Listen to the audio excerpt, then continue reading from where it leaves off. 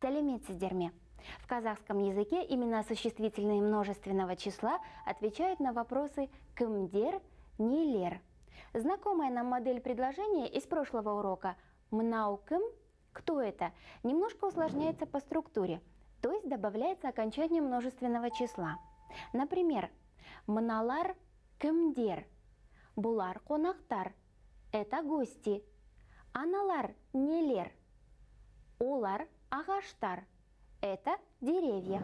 Здесь, так же как и в единственном числе, используются местоимения «мынау», «анау», «ол», «бол» в зависимости от того, где расположен предмет. Например, «мыналар нелер», «булар ағаштар» – это деревья.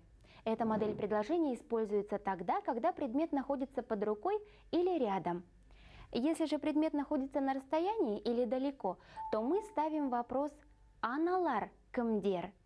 «Олар қонақтар» – это гости. Итак, мы с вами уже знакомы с самыми простыми моделями предложений и спокойно можем ответить на вопрос «кто это» и «что это?». Но в будущем эти модели будут усложняться, поэтому будьте внимательны. Сау болыңыздар!